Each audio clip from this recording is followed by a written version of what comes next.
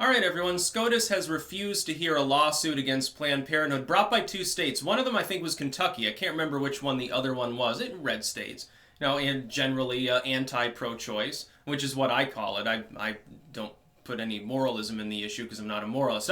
I believe in freedom. I don't think the government should be able to invade your privacy. It's as simple as that. By the way, I extend that to guns. A lot of these people on the left don't, but it's basically the same mentality. It was a 6-3 decision not to hear this case. And Kavanaugh was one of those that voted against hearing it. He joined Roberts and the left-wing judges. I support this decision. It's interesting that Kavanaugh would jump across. Now, some of the MAGA people are like, they're sardonically remarking at the moment, well, he's doing that because they spent so long calling him a sexist, he didn't dare to vote the other way. No, I think he's got a lifetime appointment to SCOTUS. He doesn't have to worry about the social justice warriors being pissed at him anymore. The thing is that it was always a lie, always a fantasy that he was some hardline far-right winger that wanted women in the kitchen barefoot. That was always just a bunch of bullshit. That was fear-mongering to try to stall out his appointment, to piss off the MAGA fans and use it as a midterm wedge issue for the Democrats. That's all it was about. They know that he doesn't stand against a woman's right to choose. He's already weighed in on it before. He gave his opinion before. He's like, well, I'm not a big fan of abortion. Yeah, I believe in Christ and all this. It's cop-out bullshit that politicians give, really. But yeah, it's pretty much settled, so, generally speaking, to overturn existing Supreme Court precedent, you need a very high threshold to even consider doing so. What he's signaling is he wouldn't. He would vote to maintain Roe v. Wade. You need to stop if you're on the left, if you're taking it seriously, the Democrats always use abortion as a wedge issue. They'll do it in 2020 as well. I guarantee that one of the pitching points that they'll make in the 2020 election is we need to get rid of Trump because Ginsburg's going to keel over in the next 4 years. We know that she's not long for this world. We've got to get rid of Trump and get a Democrat in there, otherwise Roe v. Wade will be destroyed. That's exactly what they'll campaign on, and a lot of people will believe it. But they've been making that fucking argument for 30 years. They've been campaigning out of it. It's just like when the Republicans say, well, if the Democrats win back the House, they're going to take your guns. Oh, they don't control the Senate? They don't have the White House? It doesn't matter. Somehow, magically, they're going to manage it this time. And it'll be bipartisan because we'll magically become more far left on the issue too. It's not going to happen. Here's the thing. And I know I get flack for this. Whenever I talk about being pro-choice, a lot of my audience, which, tilts to the right at this point, I think that would be a fair assessment, including some of the libertarians that are more evangelical than maybe secular. Now, I know that I'm going to get flack by saying this, but it's not pragmatic to ban abortion anyway. Yes, I think it should be more readily available. Absolutely, it's economically pragmatic. The net loss in welfare for unplanned pregnancies would be catastrophic. If you'd have to reduce the welfare state, and you'd have a bunch of young mothers as begging street urchins carrying 5 or 6 kids around on their shoulders if you didn't have the system that we have now where abortion is legal. And I would much rather it take place in a Planned Parenthood than someone have to fly to Mexico or Canada to get one. It's legal there. It's not like they're not going to be sought out.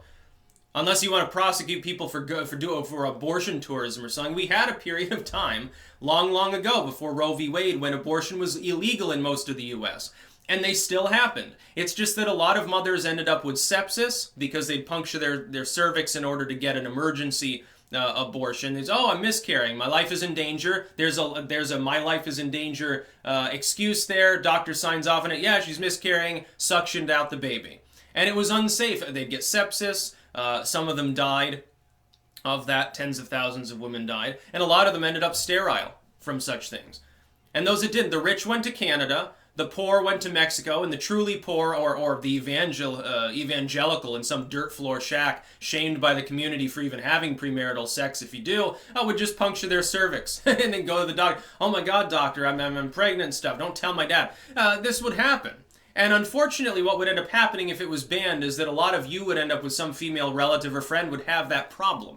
Right now, it's not a problem, though, at least in most parts of the U.S., because you can get an abortion. By the way, if it's within the first, I think, 5 weeks, they just give you a couple of pills. They don't have, there's no surgical procedure. There's no, oh, they vivisect the baby and pull out its head with clamps and rip it apart and all this other shit that they tell you at the fake-ass Christian place that masquerades as pregnancy counseling. And really, it's just an excuse to try to get you to keep the baby. Oh, please, have the baby and then give it up for adoption, which you won't want to do once you're flooded with hormones. And it's a bunch of bullshit. And by the way, it's funny when people say, well, Yeah, but I've got a heart. I'm an evangelical. I believe it's murder, but I've got a heart. If the woman's been raped or if her life is in danger, that's different. No, it's not. It's still a murder by your fucking ethical standards. Don't do the mamby-pamby thing with me. Don't try to weasel your way around admitting that that's a little bit of an aside for you. You're like, oh, well, so you're thinking emotionally, basically. Well, that's why you've arrived at the conclusion that the fetus is necessarily given constitutional rights. I look at it as this way. I don't trust the government to make that fucking decision. And this is the same reasoning that was used to make sure that the states couldn't violate your Second Amendment rights. In this general sense, that the states cannot prevent Planned Parenthood from getting Medicaid patients can't use Planned Parenthood or something. It's the same exact reasoning. The states are also bound to the Constitution. It's not just the federal government. The federal government being constrained doesn't mean the states aren't equally constrained in many ways. The 10th Amendment confers certain special rights to the states, not the right to supersede the rest of the Constitution, in other words. Well, that's great for the Second Amendment, wouldn't you agree? Well, it's the same for the right to privacy, which feeds into Roe v. Wade. Kavanaugh's never going to vote to overthrow Roe v. Wade. That's a fucking wedge issue, and it'll be dragged out. Trust me, as long as Trump's in there, the Democrats will pound their fists and sweat and swear and go crazy and try to convince all their fans, oh my God, Trump hates women. Trump will appoint people that hate women. He's going after Roe v. Wade. This tells a different story now, doesn't it? Methinks that thou art wrong. I'm not worried about it at all. No, I don't worry at all about abortion being struck down magic. It's going to become illegal. We've already had that in the country. It didn't work. That's why Roe v. Wade is a thing. You can morally oppose it all you want, but here's the wonderful thing about the Constitution, about the concept of limited government. Just because you morally oppose something doesn't mean it needs to become illegal. It's possible for you to think something is wrong and for it to remain in sway and something people are allowed to do. Hell, some of you think, well, weed is a monstrous, terrible devil's herb. Well, it's becoming legal.